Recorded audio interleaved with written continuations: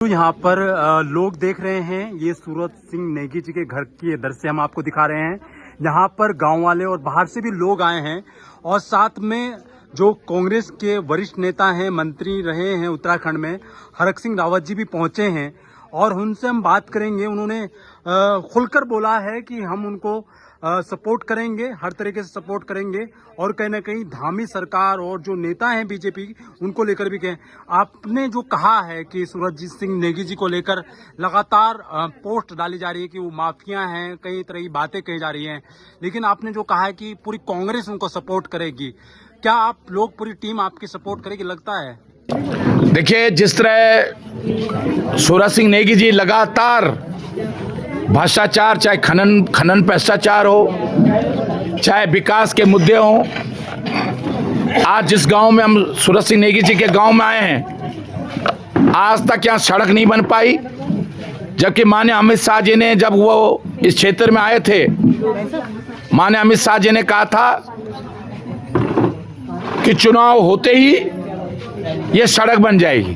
5 साल निकल गए लेकिन अब तक ये सड़क नहीं बनी।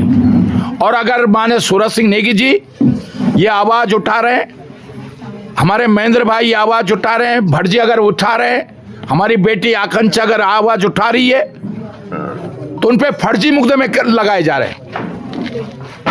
जिन धाराओं में जो भूमि से संबंधित मामले हैं, माने सुप्रीम कोर्ट ने बहुत साफ कहा है कि सिविल के मामलों में पुलिस को, ईडी, सीबीआई को हस्तक्षेप नहीं करना चाहिए, क्योंकि यह सिविल के मामले हैं। लेकिन यह दुर्भाग्य है कि आज सूरज सिंह नेगी के परिवार को, उनकी बच्ची को, उनकी बेटी को, उनकी माता को, उनकी पत्नी को, उनके बेटे को जिस तरह मनोबल तोड़ा जा रहा है, जिस तरह उनका हैरेसमेंट किया जा रहा है, आज केवल कांग्रेस परिवार ही नहीं, पूरा उत्तराखंड, जो भाजपा के लोग भी हैं, जो जानते हैं कि ये अन्याय कर रहे हैं, जो भाजपा के लोग जानते हैं कि अन्याय हो रहा है, वो लोग भी चाहे खुल के नहीं आ रहे हो, लेकिन उनकी भावना भी, उनका सहयोग भी माने सूरज सिंह नेगी जी के साथ है। और ये लड़ाई केवल सूरज सिंह नेगी जी की लड़ाई नहीं है, हर उस व्यक्ति की लड़ाई है। यह आकांक्षा की लड़ाई नहीं है, हर उस बेटी की लड़ाई है। जिस तरह रिया थापा ने सुसाइड किया पेपर लीक को लेकर, उसके पिताजी के आंसू आज भी जब निकलते हैं ना, हर उत्तराखंडी, हर हिंदुस्तानी के दिल में दर्द होता है कि हमने अपनी बेटी को खो दिया है। आज जिस तरह इस परिवार को परेशान किया जा रहा है, इसको लेकर सारा कांग्रेस परिवार और पूरा उत्तराखंड की सहानुभूति, सहयोग इनके साथ है।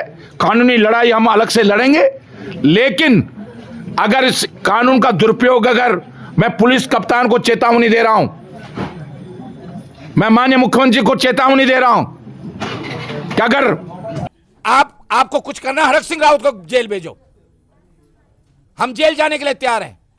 ये फर्जी केस बनाना, ये फर्जी मुकदमा दर्ज करना, उत्पीड़न करना, ये बंद करो। अगर ये नहीं बंद किया आपने, तो ज्यादा समय नहीं है आप पे। मैं चुनौती देकर कप्तान को भी कह रहा हूं, डीएम को भी कह रहा हूं, डीजीपी को कह रहा हूं, होम सेक्रेटरी भी कह रहा हूं, 4-5 महीने के बाद सरकार बदलेगी, पूरा हिसाब लेंगे हम तुमसे। फिर सोच लेना, उत्तराखंड में नौकरी करना मुश्किल हो जाएगा। उत्तराखंड में नौकरी करना मुश्किल हो जाएगा अगर तुम्हें कानून व्यवस्था के लिए जिम्मेदारी कप्तान बनाया गया, होम सेक्रेटरी बनाया गया, थाना इंचार्ज बनाया गया। तुमको इसलिए बनाया गया कि तुम फर्जी मुकदमा दर्ज करके, झूठे मुकदमे दर्ज करके किसी शरीफ व्यक्ति को,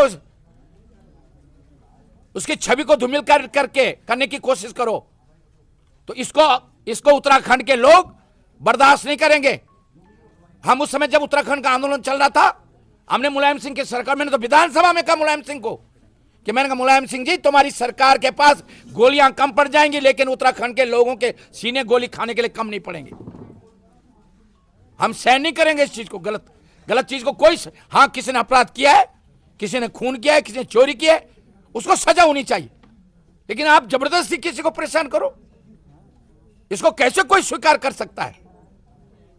अगर उत्तराखंड के लोगों से मैं अनुरोध कर रहा हूं, इस जो इतनी हत्याएं हो रही देहरादून के अंदर, तब कहां तुम्हारी पुलिस जा रही है? परसों एक मंसूरी रोड पे एक हत्या होगी रात को, कहां पुलिस है तुम्हारी? रोज हत्याएं हो रही है देहरादून के अंदर, तब कहां तुम्हारी पुलिस है? तब कहां जा रही तुम्हारी पुलिस? क्या आज देहरादून अपराधियों का शहर हो गया, अपराधियों का जिला हो गया है? अच्छा सर, सूरज सिंह नेगी जी के आप यहाँ पर आवास पर आज पहुंचे हैं, कांग्रेस की तरफ से आज पहली बार आवाज उठी, क्या पूरी कांग्रेस एक साथ खड़ी दिखाई देगी अभी? पूरी कांग्रेस खड़ी, एक साथ खड़ी है, पूरी कांग्रेस एक साथ खड़ी है। पूरा कांग्रेस ही नहीं, जो भाजपा में भी हैं, क्योंकि मेरे व्यक्तिगत संबंध भाजपा के बहुत सारे लोगों के साथ हैं, वो भी कह रहे हैं ये गलत हो रहा है, और इसका खामियाजा भारतीय जनता पार्टी को भुगतना पड़ेगा। मैं आज बता रहा हूं। रावत जी, आप क्या वजह मांगते हैं, क्योंकि लगातार पत्रकारों की आवाज भी दबाई जा रही है, उनकी वीडियो हटाई जा रही है, आवाज मैं कह रहा हूं लोकतंत्र की हत्या करने पे लगी है। मतलब वजह जो क्या मानते सच्चाई की आवाज उठाएगा, जो सच कहने की कोशिश करेगा, उस आवाज को लेकिन अंग्रेज नहीं दबा पाए, मुगल नहीं दबा पाए, तो ये रावण के प्रवृत्ति के लोग, ये रावण की प्रवृत्ति के लोग, कौरव भी सनातनी थे, लेकिन बहुत लंबे समय तक नहीं चले। रावण भी सनातनी था, कंस भी सनातनी था, लेकिन जो रावण की प्रवृत्ति के लोग हैं, कंस की प्रवृत्ति के लोग हैं, रावण की प्रवृत्ति के लोग हैं, इनका अब अंत होगा।